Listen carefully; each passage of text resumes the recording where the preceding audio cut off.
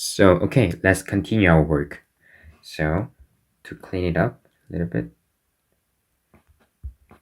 we got here. So we're gonna get derivative of each nominator and denominator from here to use L'Hospital's rule.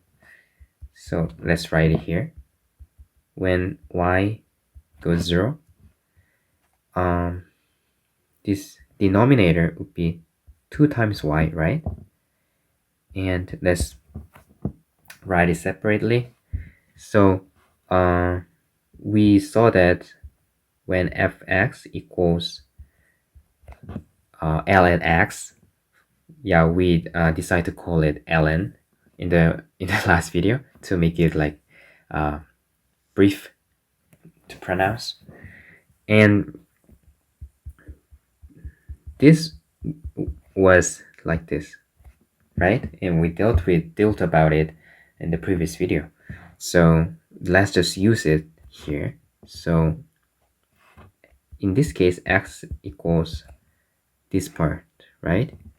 T times y equals x minus mu divided by sigma.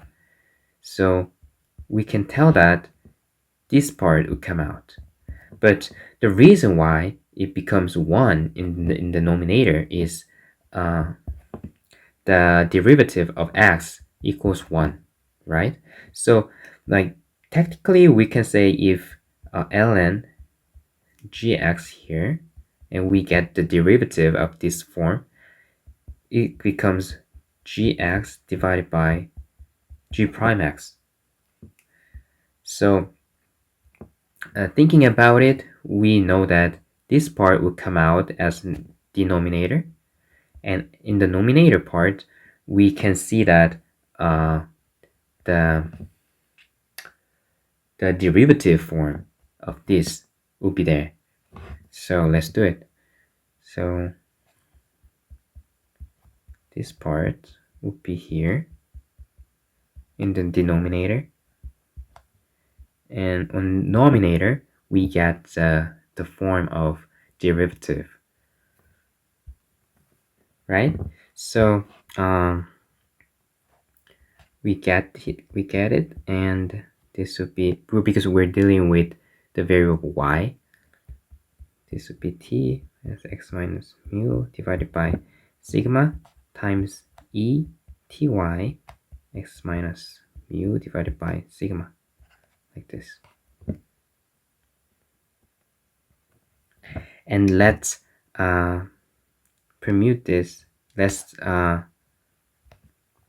write this as z, because in this process that we're dealing with, and I thought of, we need to suppose the condition that x follows normal distribution, right?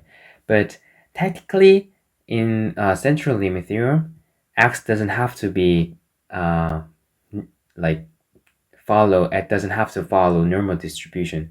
So this is the limitation of this calculation and this proving that I'm introducing right now. So I'm going to put some like links that you guys can recommend. Check later about proofs that we don't have to suppose the condition of normal distribution. But in this proving, we suppose normal distribution. So we're gonna use it as z.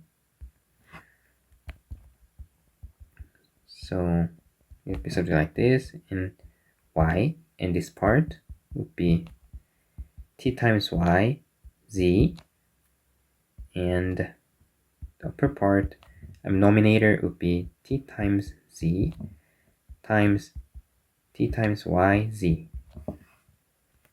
So let's put 0 into y to see whether it goes still 0 divided by 0 form, that we can still apply L'Hospital's rule. So in denominator, because there's y, it goes 0, right? And in nominator, we put 0 here, then it would be t set times e0, right? And it's going to be 1. And this expectation is about x, so it's about z. So t is constant, so it's going to be something like this, right? But we know that the expectation of the standard number distribution is 0 because it's scaled, so it becomes 0. So it's still 0 divided by 0.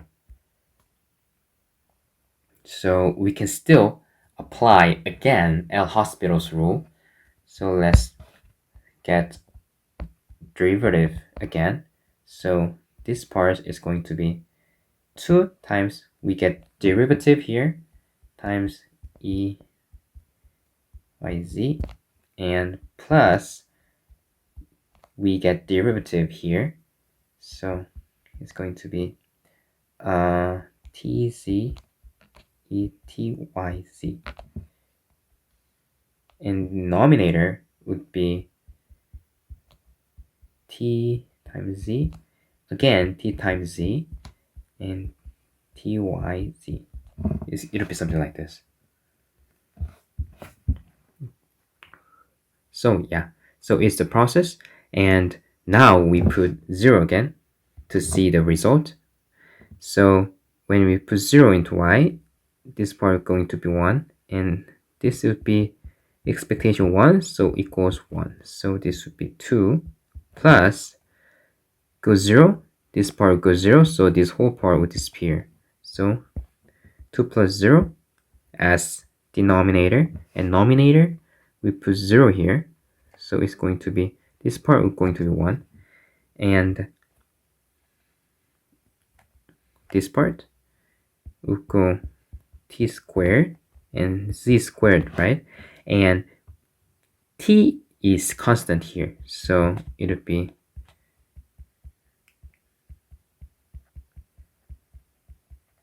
right, and we need to get this value, but we're going to deal with from the next video again. So thank you for watching, and see you guys in the next video.